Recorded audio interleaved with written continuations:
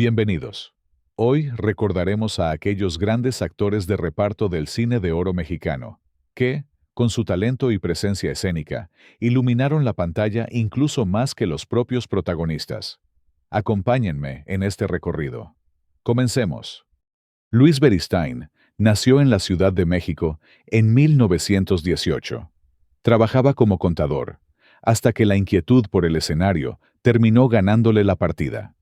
En 1943 debutó en teatro, a principios de los años 40, y en 1943, convencido de que su verdadera vocación estaba en la actuación y no en los libros de contabilidad.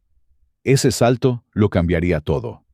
2 años más tarde, en 1945, llegó al cine con La Selva de Fuego, y, a partir de ahí, su rostro se volvió habitual en la pantalla grande. Durante la segunda mitad de los 40, encadenó película tras película. Participó en Bodas Trágicas y Cásate, y Verás en 1946, casi siempre en papeles de reparto, pero con un estilo sobrio, elegante y muy efectivo que lo colocó rápido entre los actores de carácter más confiables de la industria. En los años 50, su presencia se volvió omnipresente en el cine mexicano. Aparece en títulos como Por la puerta falsa, Médico de guardia y Doña Diabla en 1950, entre muchas otras. En 1962 sería su última aparición en cine con El Ángel Exterminador bajo la dirección de Buñuel. En paralelo al cine, Beristain fue de los actores que dieron el salto temprano a la televisión mexicana. Participó en algunas de las primeras telenovelas, como Senda Prohibida y Dos Caras, Tiene el Destino en 1959, además de Abismos de Amor, 1961, lo que le permitió volverse un rostro familiar también para el público de la pantalla chica. Su vida personal fue intensa. Su primera esposa fue María Robles Charles. Con ella, tuvo 3 hijos. Más tarde contrajo un segundo matrimonio del que casi no hay datos públicos. Su última esposa fue la actriz Dolores Beristain, con quien compartió escenario, vida y la pasión por el oficio. De esa unión nacieron 2 hijos más. La carrera y la vida de Luis Beristain se truncaron de manera temprana en 1962. Murió en la Ciudad de México a causa de un ataque al corazón, con apenas 43 años de edad. Sus restos descansan en el lote de la Anda, en el Panteón Jardín, junto a otras figuras del espectáculo mexicano. Héctor Godoy nació en 1928 en la Ciudad de México. Fue hijo de Aurora Reyes, primer muralista mexicana, activista por los derechos de los más necesitados, y apoyó la creación de guarderías para maestros. Desde muy joven, Héctor se interesó en la actuación. Su entrada al cine se ubica en 1950, cuando debuta en la película Y murió por nosotros, al lado de don Andrés Soler. A partir de ese momento, Héctor Godoy inicia una carrera constante como actor que lo llevará a filmar casi 70 películas, casi siempre como actor de reparto o en papeles secundarios muy definidos, pero con una presencia tan sólida que el público terminó dándole trato de estrella, convirtiéndose en uno de los rostros más habituales en producciones con las grandes figuras de la época. Su especialidad fueron los personajes nobles, serios, responsables, generalmente el buen muchacho o el hombre decente que funciona como contrapunto moral frente a protagonistas más conflictivos. Un ejemplo perfecto es su participación en Teresa, la célebre película donde Maricruz Olivier interpreta a la muchacha ambiciosa y cruel. Héctor Godoy encarna a Mario Vázquez, el vecino que la quiere honestamente, que la soporta durante buena parte de la historia, y que al final, cuando Teresa ya ha destruido todo a su paso, la rechaza y le confiesa que se ha casado con Aurora, la amiga buena. El impacto de ese personaje fue tal que el público llegó a abordar a Godoy en la calle para decirle cosas como «Qué bueno que mandaste al carajo a Teresa» o «No sé cómo la aguantaste tanto», lo que da idea de cuánto se identificaba la gente con sus personajes del hombre perfecto. En los años 60, su rostro se vuelve todavía más visible. Interviene en películas juveniles como Peligros de Juventud en 1960, donde comparte créditos con Elvira Quintana, Tere Velázquez y Fernando Luján. Pronto se convierte en un rostro recurrente del cine policíaco, de acción y del cine de coproducción latinoamericana de los 60.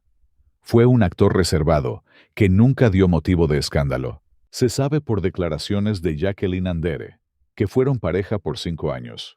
Pero por los celos del actor, ya no prosperó la relación. Tuvo un hijo. El actor, director y guionista de 55 años, Ernesto Godoy, falleció en 1994 a los 68 años. Miguel Manzano Sáenz nació en Guadalajara, Jalisco, en 1907. Hijo de los actores Julio Manzano y Conchita Sáenz, creció literalmente entre bambalinas. Su debut no fue planeado. Hacia 1928, cuando tenía unos 18 años, entró de emergencia a sustituir a un actor en una obra de la compañía de Leopoldo El Chato Ortín, donde trabajaba su madre.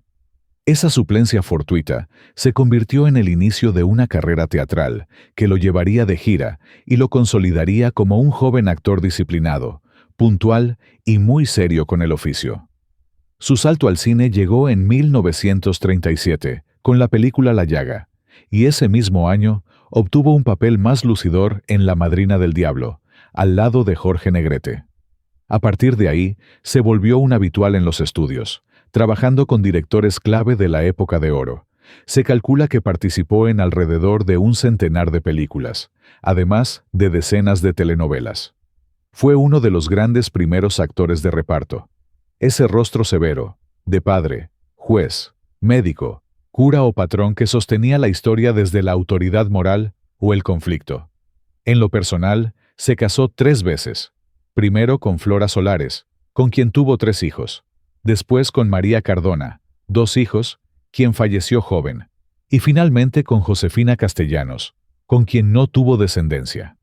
Además, en una unión libre, tuvo otros 2 hijos. Diversos testimonios de colegas y cronistas lo describen como un hombre de carácter fuerte, irascible, muy celoso y aficionado al póker. Algunos relatos, como los difundidos por Manuel el Flaco Ibáñez, afirman incluso que en una noche de juego llegó a apostar a su propia esposa en medio de una racha de apuestas desmedidas, episodio que se ha repetido como anécdota oscura alrededor de su figura. También se le señala como un jugador empedernido que perdió dinero, coches y propiedades, lo cual contrasta con la imagen de padre recto y honorable que encarnaba en la pantalla. Más allá de esas facetas personales, como maestro era respetadísimo. Muchos actores jóvenes de la generación de los 70 y 80 lo recuerdan como un primer actor duro, exigente, pero muy generoso con el oficio. A principios de los años 90, su salud comenzó a deteriorarse. Falleció en 1992 a los 84 años de edad.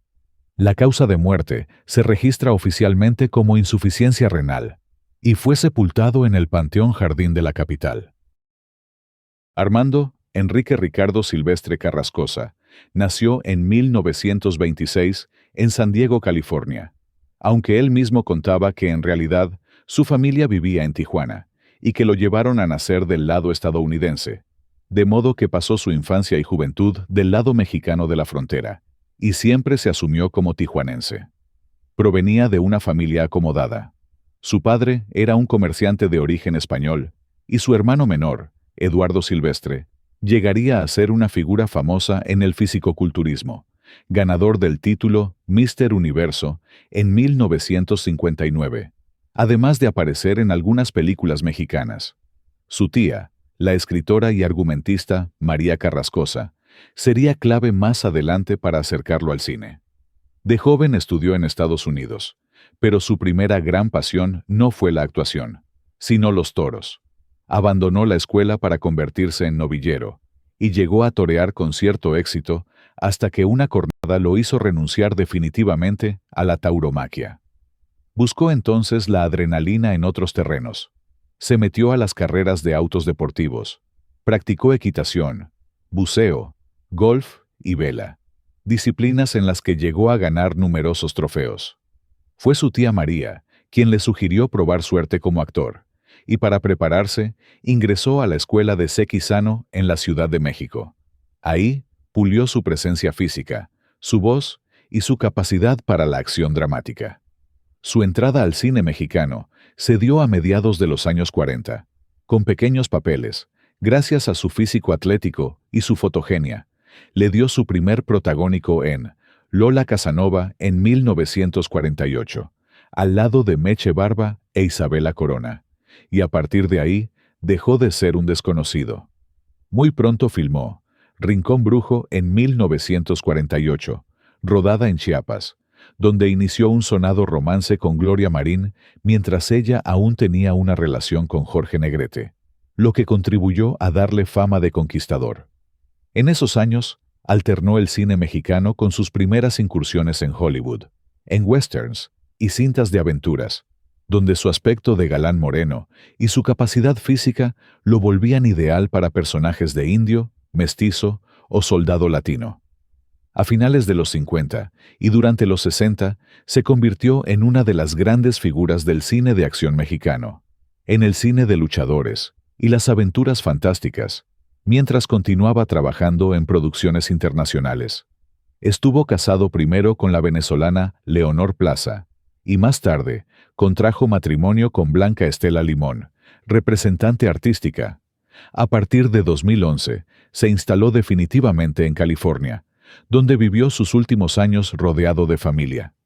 A lo largo de más de 6 décadas, Armando filmó entre 190 películas, además de múltiples telenovelas y series de televisión en México y Estados Unidos. Esa cantidad lo coloca entre los actores más prolíficos de la historia del cine mexicano. En 2010, la Asociación de Periodistas Cinematográficos de México le otorgó una Diosa de Plata especial por su trayectoria, reconocimiento que le fue entregado por Sasha Montenegro. Armando Silvestre murió en Coronado, California, en 2024 a los 98 años. Arturo Soto Rangel nació en 1882 en León, Guanajuato, en el seno de una familia acomodada.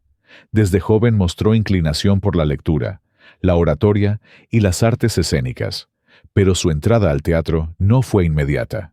En su juventud ejerció como empleado y comerciante, y no sería sino hasta los años 20, ya siendo un hombre maduro, cuando se decidió a dedicarse de lleno a la actuación. Esta transición tardía explicaría por qué llegó al cine ya con una imagen asociada a personajes de autoridad. Su carrera teatral fue intensa y sólida. Trabajó durante décadas en compañías regionales, recorrió buena parte del país y se volvió conocido por su voz profunda, dicción impecable y presencia solemne, cualidades que más tarde le abrirían las puertas del cine sonoro. Entró al cine mexicano alrededor de 1938, cuando ya tenía más de 50 años, y aún así logró construir una trayectoria impresionante. Filmó más de 160 películas, convirtiéndose en uno de los actores de reparto más prolíficos de México.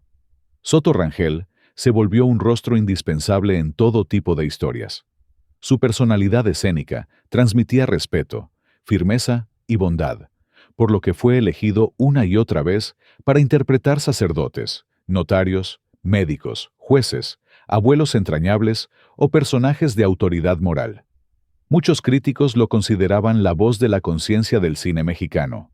Su estilo era sobrio, discreto, sin exageraciones, y por eso encajaba perfectamente en el melodrama clásico, en las comedias familiares y en las cintas rurales que dominaron las décadas de 1950.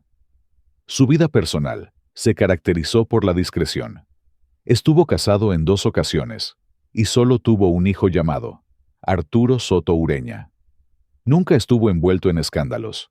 Llevaba una vida tranquila y austera, dedicada sobre todo al trabajo.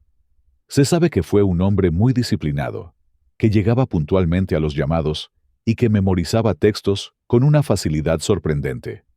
Murió en 1956 en la Ciudad de México, a los 83 años.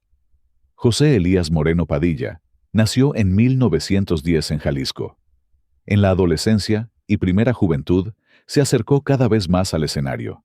Ingresó a varios grupos teatrales y finalmente decidió trasladarse a la Ciudad de México para dedicarse de lleno a la actuación, mientras cursaba estudios de filosofía y letras, lo que le dio una base cultural poco común entre los actores de su generación.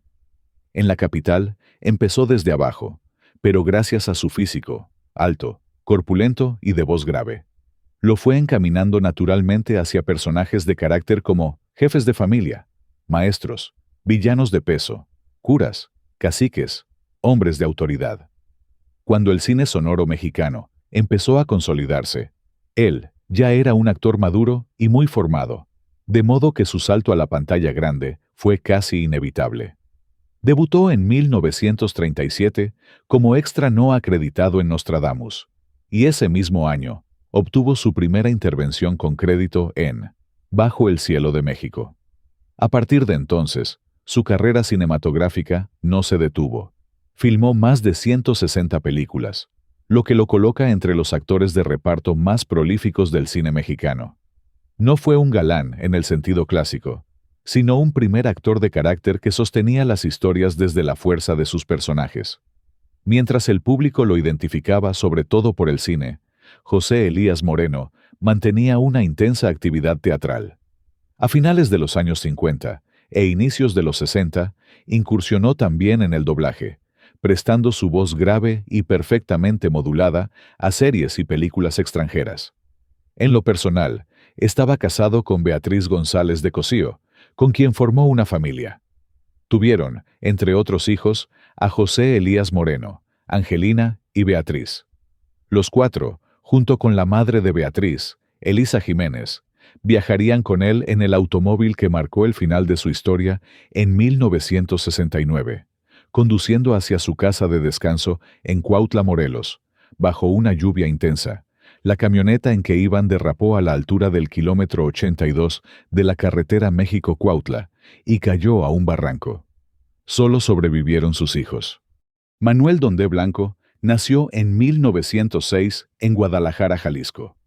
Su familia se trasladó a la Ciudad de México cuando él todavía era niño, y ahí creció rodeado de oficios modestos y trabajos diversos que lo llevaron, casi por accidente, al mundo artístico.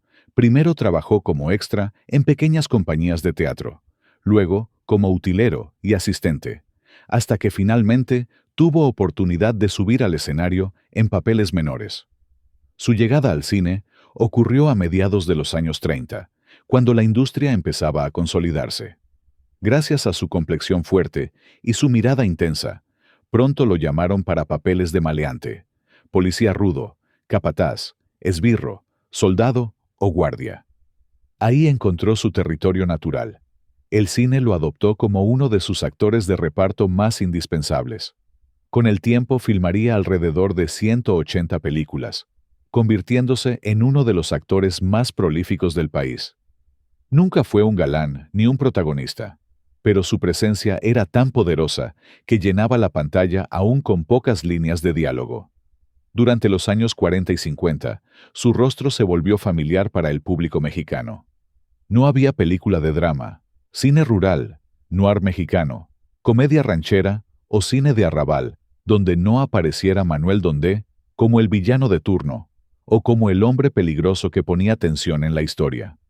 Su caracterización era tan convincente que muchas personas creyeron que realmente era de fuerte carácter, cuando en realidad, fuera de cámaras, era descrito como tranquilo, reservado y hasta tímido. A mediados de los años 60, su salud comenzó a resentirse. Aún así, trabajó prácticamente hasta el último tramo de su vida. Fiel a ese ritmo constante que mantuvo durante más de 3 décadas, Manuel Dondé murió en 1976 en la Ciudad de México, a los 70 años de edad. Freddy Fernández, cuyo nombre completo era Alfredo Jesús Fernández Sáenz, nació en la Ciudad de México en 1934 y se convirtió en uno de los rostros más queridos del cine nacional. Desde niño, mostró inclinación por la actuación, y sus padres lo apoyaron inscribiéndolo en la Compañía de Teatro Infantil de Bellas Artes, donde aprendió disciplina, expresión y técnicas escénicas. En la pantalla se especializó en dar vida a chamacos de barrio, pobres, desaliñados, traviesos, pero con un gran corazón. De ahí nació su famoso sobrenombre de El Pichi, que surgió a partir de uno de esos personajes y terminó por acompañarlo toda la vida. Su figura quedó ligada a los barrios populares de la Ciudad de México, a las vecindades y a los personajes que luchaban contra la pobreza sin perder la nobleza. Un capítulo fundamental de su carrera fue su dupla artística con Evita Muñoz Chachita. Desde que ambos eran niños, comenzaron a trabajar juntos, y con el tiempo, se volvieron una de las parejas juveniles más queridas del cine mexicano.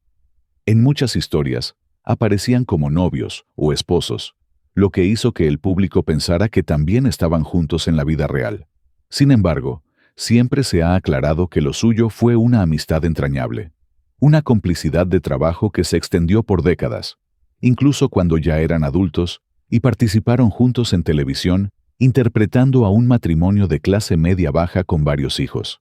Se casó con Beatriz Cornejo, y con ella tuvo a su hijo Alfredo, conocido como El Pato.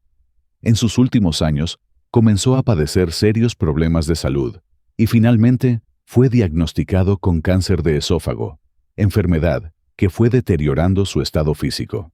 Aún así, trabajó el mayor tiempo que pudo, hasta que falleció en 1995 en la Ciudad de México, a los 61 años de edad. Jaime Fernández, nacido en Monterrey en 1927, fue uno de los actores más sólidos del cine mexicano y un importante líder sindical. Provenía de una compleja y célebre familia artística.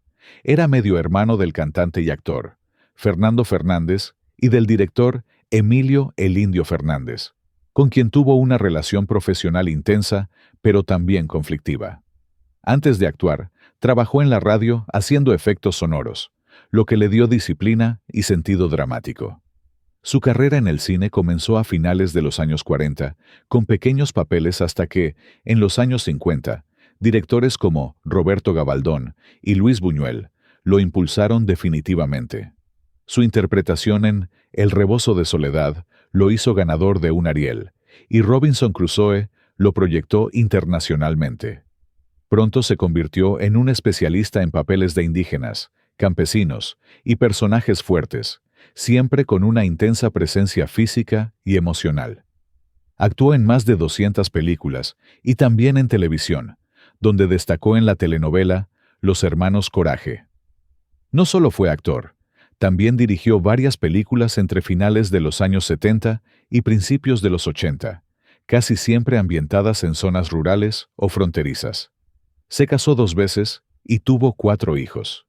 En sus últimos años, padeció diabetes y falleció en 2005 en la Ciudad de México a causa de complicaciones derivadas de la enfermedad. Hoy se le recuerda como un actor recio, poderoso, capaz de encarnar con gran dignidad a los personajes populares y rurales del cine mexicano. Roberto Cañedo nació en 1918 en Guadalajara, Jalisco, en una familia acomodada. Muy joven, decidió irse a la Ciudad de México para probar suerte como actor, pero las cosas no fueron fáciles. Antes de dedicarse al espectáculo, tuvo una vida laboral muy variada. Trabajó como mecánico electricista, radiotécnico y posteriormente como empleado hotelero. En 1938 debutó como extra y por más de 11 años apareció en más de 100 películas interpretando papeles menores, lo que le permitió adquirir oficio y hacerse notar.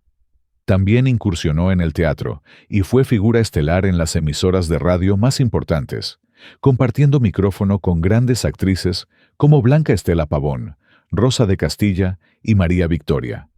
El gran salto en el cine llegó en 1949, cuando Emilio Fernández le otorgó un papel protagónico en Pueblerina, lo que consolidó su carrera. En su vida personal, se casó primero con Nelly Valencia, con quien tuvo 3 hijos. Tras divorciarse, contrajo matrimonio con Ana María Padilla, con quien tuvo 3 hijas. Además de actor, poseía una sorprendente vena inventiva. Entre sus creaciones destacan un sistema de cine visible a plena luz del día, un tipo de papel carbón, un tabique ligero, un plato desechable y un álbum con hojas adhesivas. Roberto Cañedo Murió en 1998 en la Ciudad de México a los 80 años, víctima de un infarto. Sus cenizas descansan en la Iglesia de la Esperanza, en el Pedregal de San Ángel. ¿Te gustaría una segunda parte? Déjamelo en los comentarios. Te leo. Hasta pronto.